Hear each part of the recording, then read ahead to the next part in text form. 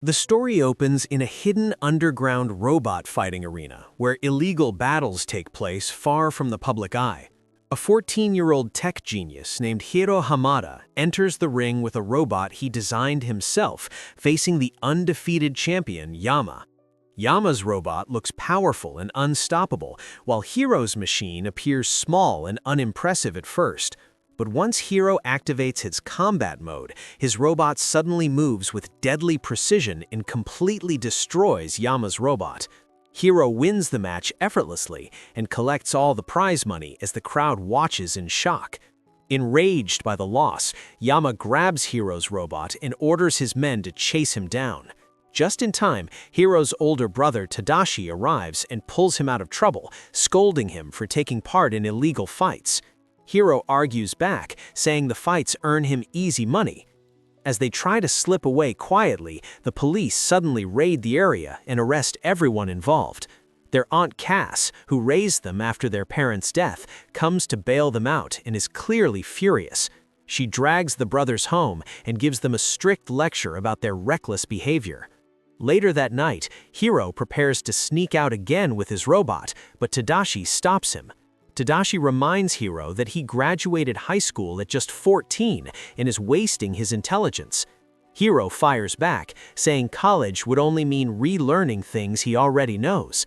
When Hiro insists on leaving, Tadashi says he'll come with him, but instead of the fight ring, he takes Hiro to his university. There, Hiro meets Tadashi's friends, Gogo, Wasabi, Honeylemon, and Fred, and sees their impressive inventions. Tadashi brings Hiro into his lab and pulls a prank that accidentally activates Baymax, his healthcare robot. Baymax scans Hiro, detects a minor injury, and treats it instantly. Tadashi explains that Baymax is loaded with advanced medical knowledge and functions like a real doctor. After finishing the treatment, Baymax explains how to deactivate him. When Hiro says, "I am satisfied with my care," Baymax shuts down and returns to standby mode. While the brothers are talking, Professor Callahan, head of the robotics department, walks into the lab. Callahan listens to Hiro's story and casually mentions that his daughter once liked similar underground tech. He then encourages Hiro to apply to the university. Outside, Hiro admits that he truly wants to study there. Tadashi shows him a flyer explaining that admission can be earned by presenting an invention at the annual tech fair. Inspired but uncertain, Hiro struggles for days to come up with a new idea. Nothing works, and frustration begins to set in. While joking around, Tadashi flips Hiro upside down to help spark creativity. Hiro glances at his old robot, and suddenly, inspiration hits. He locks himself in the garage, working non-stop day and night. At the tech showcase, Hiro walks onto the stage, nervous and unsure.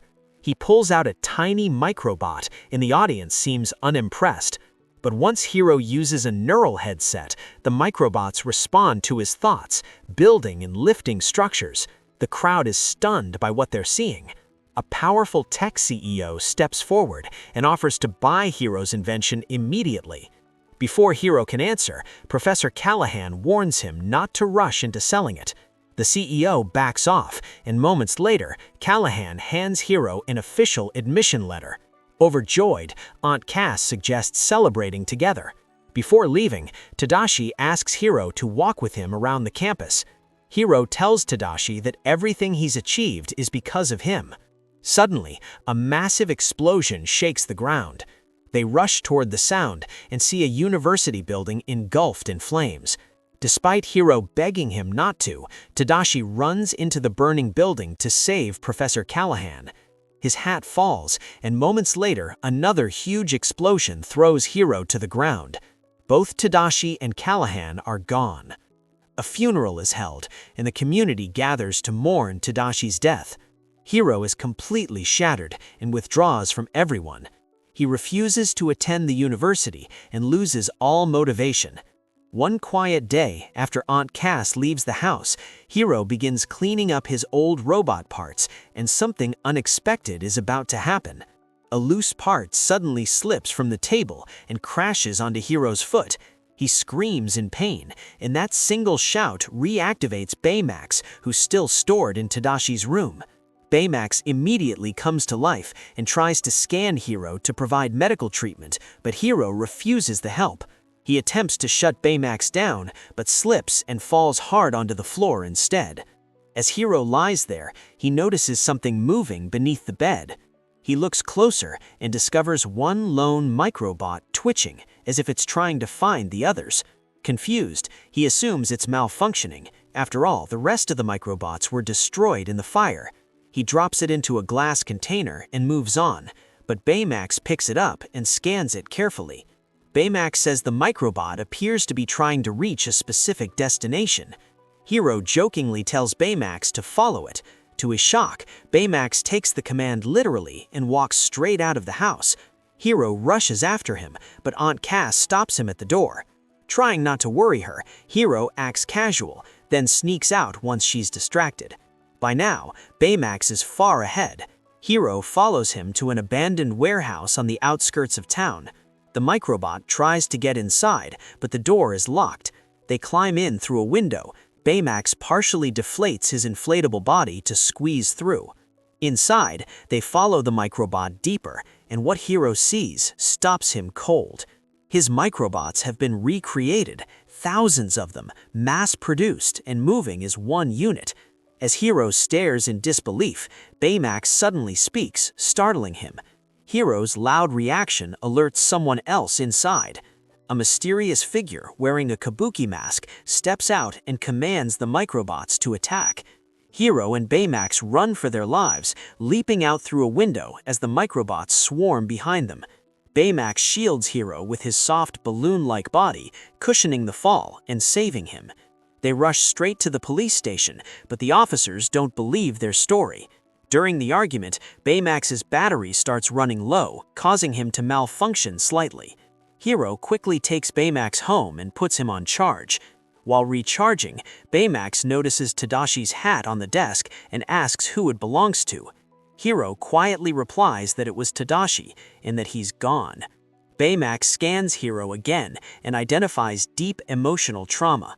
To help, Baymax contacts Tadashi's old friends and gently hugs Hiro. Hiro finally opens up and explains everything about the fire. Suddenly, a realization hits him. What if the fire wasn't an accident? What if the masked man caused it to steal the microbots? Determined, Hiro brings Baymax to the garage and begins upgrading him. He creates a new chip filled with combat and martial arts programming. He installs it alongside Baymax's original healthcare chip. He also builds a high-tech armored suit, transforming Baymax into a combat-ready protector. As Hiro tests the upgrades, they prepare to track down the masked man. Unnoticed, a mysterious van begins following them. They return to the warehouse, but it's completely empty. Suddenly, the microbot inside Baymax's container starts reacting again. They follow the signal all the way to the docks by the ocean. There, they spot the masked man riding a wave of microbots across the water. Hiro and Baymax hide as the figure approaches. At that moment, the same van pulls up beside them. It's Hiro's friends, Gogo, Wasabi, Honeylemon, and Fred. Hiro urgently tells them to leave, but before they can, the masked man attacks. Baymax protects everyone as they jump into the van and speed away. The masked man chases them, launching microbots that force the van off a bridge. The van crashes into the water. Believing they're dead, the masked man retreats. Baymax inflates his body and safely floats everyone to the surface. After escaping, the group decides they need a safe place to hide. Fred takes them to his mansion, shocking everyone when they realize he's actually rich. Inside, Hiro sketches the bird-like symbol he saw on the masked man's gear. No one recognizes it until Fred suggests a theory inspired by comic books. What if the masked man is Cray, the CEO who tried to buy the microbots? Then, Baymax reveals he scanned the masked man earlier and recorded his medical data. Hiro immediately has an idea. He says he'll build a city-wide scanner powerful enough to locate the masked man, but to stop him, they'll all need upgrades of their own. The team heads back to the garage, ready to prepare for what comes next. Hiro explains that the signal transmitter must be embedded inside the mask. If they remove it, they'll learn who the villain is and how to stop him. He scans each of his friends and designs custom suits and gadgets tailored to their individual inventions and skills. Hiro then completes Baymax's upgrade, adding rocket-powered fists, wing systems, and full flight capability. To test it out, Hiro climbs onto Baymax and together they soar across the entire city skyline. Later, they rest on a rooftop overlooking the glowing city below. Baymax assumes their mission is over for the day and prepares to leave, but Hiro stops him and insists they scan the entire city immediately. Baymax activates the scanner and detects a strong signal coming from a distant island. The entire team heads there together. On the island, they discover a ruined and abandoned research facility. Inside the control room, a recorded video begins playing.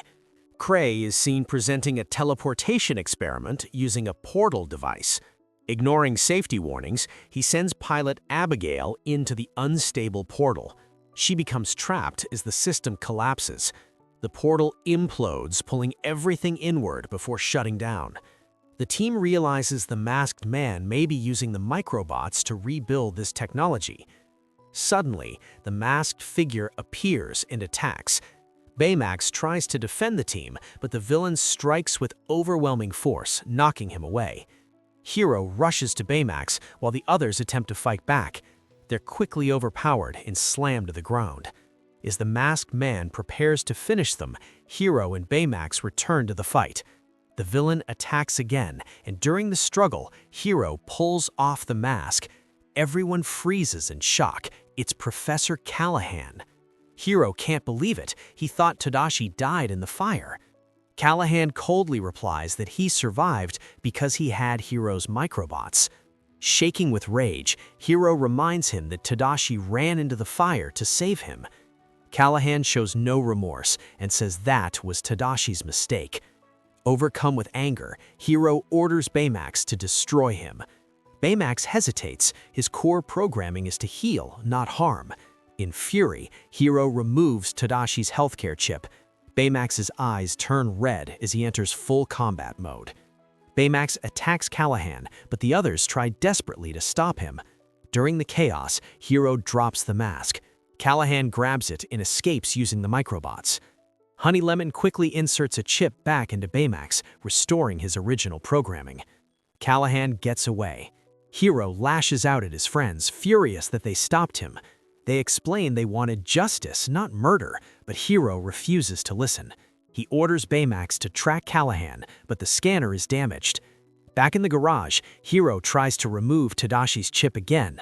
Baymax blocks his access, explaining Hiro put both of them in danger. Baymax reminds him that Tadashi built him to protect everyone. He then shows Hiro recordings of Tadashi during Baymax's creation. Watching them, Hiro finally understands his brother's true intentions. Emotionally overwhelmed, Hiro breaks down. Their friends arrive, and Hiro apologizes. They forgive him and hand over a USB drive. When Hiro plays it, they discover the truth.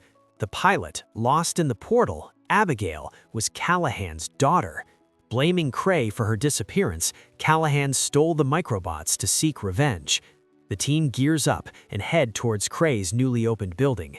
As Cray unveils it, Callahan attacks, capturing him with the microbots. A portal activates, pulling the building inward. The heroes try to stop Callahan, but he attacks them relentlessly.